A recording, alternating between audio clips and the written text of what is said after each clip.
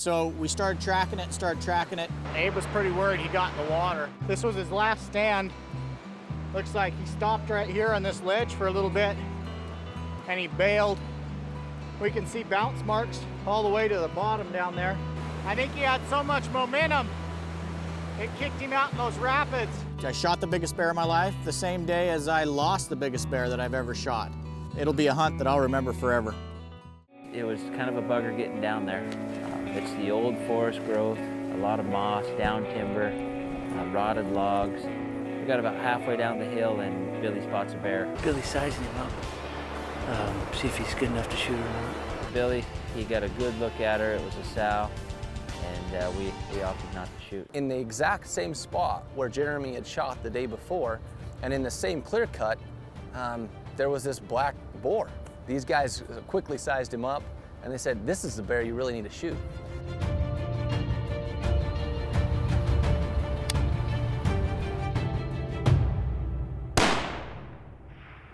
Got him right in the shoulder. What do you think, bro? Good shot, man. That's awesome. Yeah, we got him. Perfect shot. Well, as you can see, we got this big bear pulled out of the alders. He spun, ran in there. Looked like we put a good shot on him.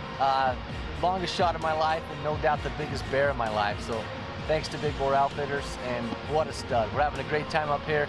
Got dark on us too fast for a real good quality recovery, but as you can see, what a stud. So great time up here in BC with Big Boar Outfitters. Thanks to Johnny and Abe for making it all possible. Didn't see a bear yesterday. You know, I've been really kind of up-tempo thinking, yeah, it's gonna happen tomorrow. Doesn't happen. Well, it'll happen tomorrow, doesn't happen.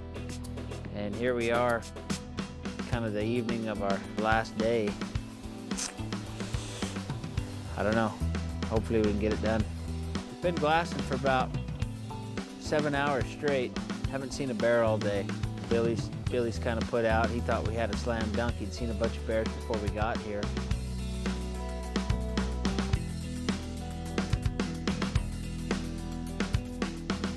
And we're just about ready to pack up and head off the mountain, and Billy just a few minutes ago pointed down, hey, there's a bear.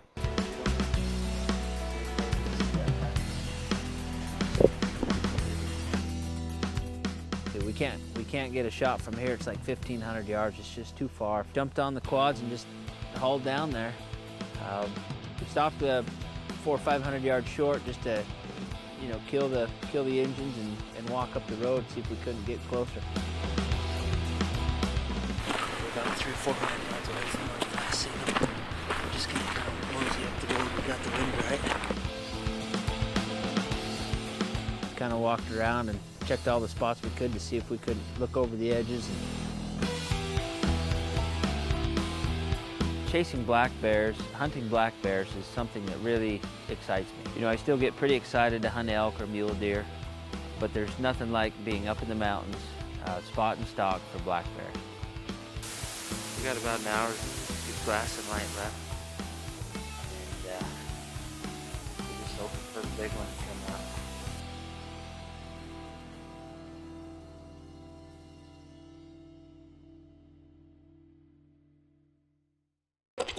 So let's take this breakdown.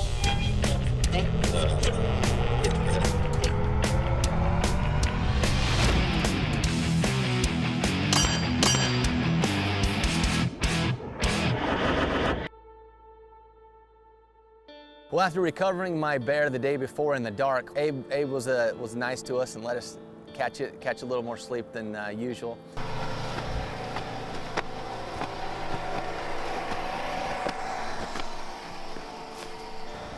That's the brown one that Jeremy shot, that black one. Just basically to cure the hide so the hair doesn't slip.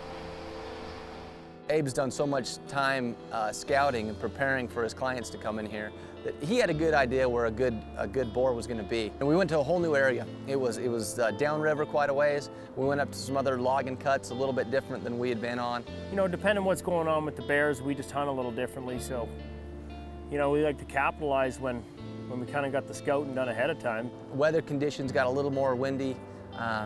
Storm was coming in.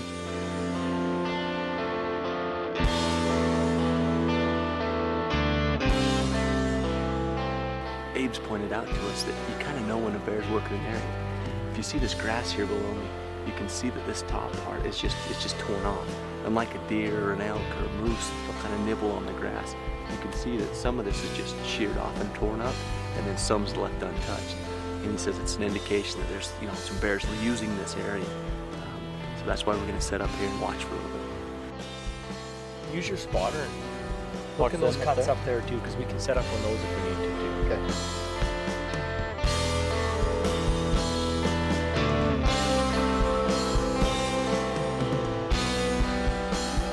Well, that was kind of cool. We came up here. That sow's perched up on that log, just trying to sniff us. You can probably see that on camera. She just kind of moseyed on up out of there, but he says there's a lot of sounds like that. They look kind of big at first, looking down. But his trained eye knew right off that was a sow, and it wasn't anything that we wanted to take a look at. That's a good thing about Canada. There's always bears. Abe kind of posted us up on this lookout over this big long cut, and he knew there was a good boar in the area, so it was a matter of almost waiting. And so we set up, and sure enough, just about 20 minutes before dark, again out comes this boar. Abe sizes him up real quick. Abe's gonna throw in a stone chief hook if it's over a 6. If it's less than 6'6".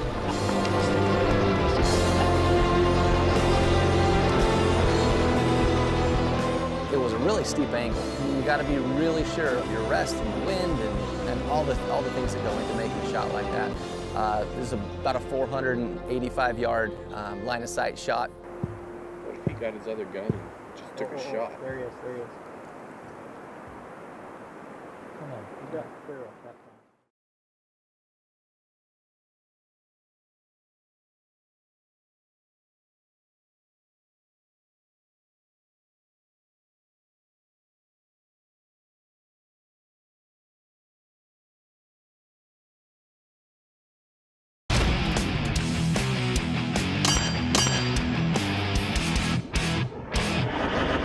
He got his other gun and just took a shot. There he is. Come on, you got clear up that time. You got it on. Okay. Oh, there he is. Just a sec.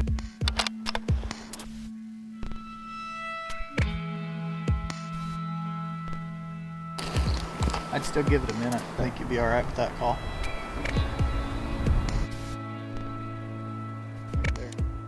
There. Let him have it.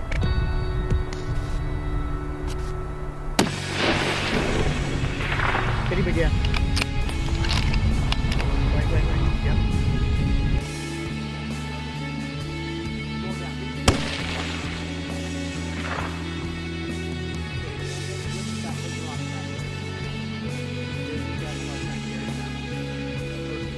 Oh yeah, good shot, man. Woohoo! That's a big fat bear. Finally! Boom. Come here, man. Oh. Who's down with LRP? Oh man. Yeah, that's you awesome. know me. That's awesome. Oh. Hey, bear number 2 for Kregg, and it's a stud. It's a big fat roly-poly. Holy cow. Good bear. We waited here forever. He just kind of went over and lo and behold, I had my second bear down of the trip. Hey, this is the shot we practiced at Ensign. So we're good. Straight downhill. We're good. I'd never actually been on a guided bear hunt before, so this was new. I was pumped and excited. And in preparation for this, we had just completed a level 3 shooting course, which is bring your own equipment, realistic in the field mountain shooting setups. We purposely put ourselves in some situations that you really had to think about and be calculated.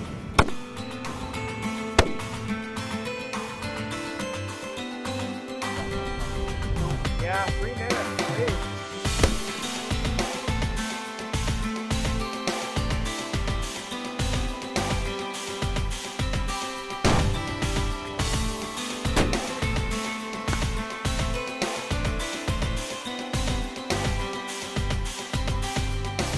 We're our last target, which is actually our closest target. 461 yards is our actually line of sight, but our shoot-to distance is 419, 420.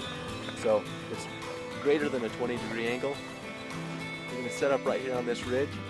We're gonna let him set up the way he feels comfortable, but this target is very small. It's a 6-inch by 8-inch plate of steel. very realistic though of what we're going to be shooting in the field.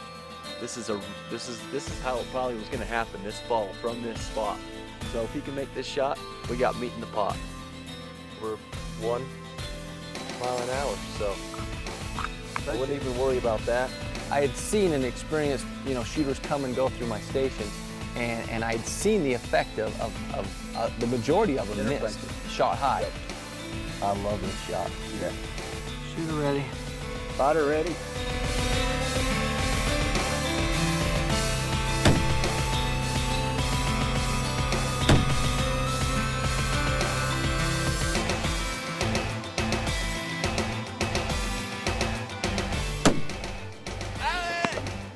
Very nice. Bam.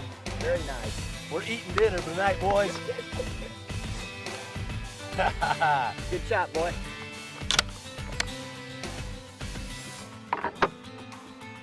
And lo and behold, I'm up there in British Columbia, and here's my shot, just under 500 yards, and my shoot to was about 450. So it was almost that exact scenario. What was nice about it is I had 100% confidence that I knew that I had made this shot up there just a few weeks earlier over and over again.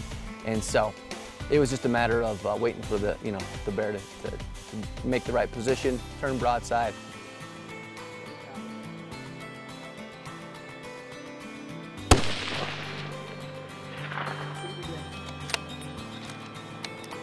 British Columbia was awesome. We came out of there with some of the biggest bear I've ever seen in my life. 100% success. Thanks, brother. Congrats, buddy. Thank you, brother. There he is. And I owe it all to good practice, good equipment, good knowledge, and good guiding. That's what we waited on that little flat spot on that break for over an hour. And it worked out. The G7 Ballistic Rangefinder is a one-button ballistic solution that works with your rifle, scope, and ammunition, uses your ballistics to calculate your drop and wind solution to 1,400 yards. 4 devices, your ballistics. Perfect solution. Available at g7.com. And we're just about ready to pack up and head off the mountain, and Billy just a few minutes ago pointed down, hey, there's a bear. Jumped on the quads and just hauled down there, kind of walked around and checked all the spots we could to see if we could look over the edges. And they just gave us a slip. Bummer too, it looked like a pretty good bear. We still got a couple hours of glass of night left, and it might happen. This is the last day.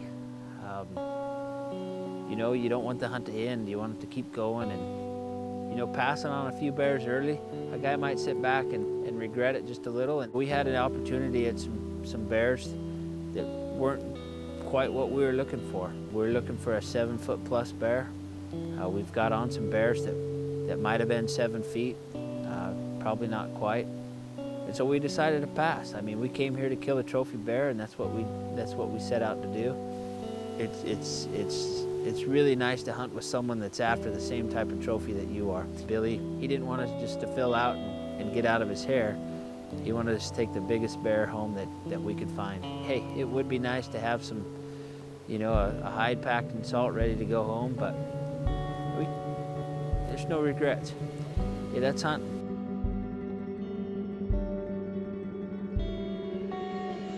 I had lots of fun hunting with you guys. I enjoyed every minute. Good. Learned lots. I had lots of fun. Yeah. Couldn't hunt with anybody better. We'll be back next year. I think that's about it. If we don't turn the camera back on, that means there's no bear on the ground.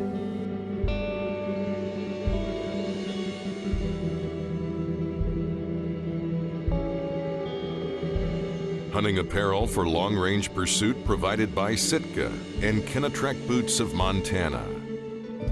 License applications made through Cabela's Tags. Brought to you by Gunwerks, G7 Optics, Night Force, Hornady, Flatline Ops, and Caldwell Shooting Supplies.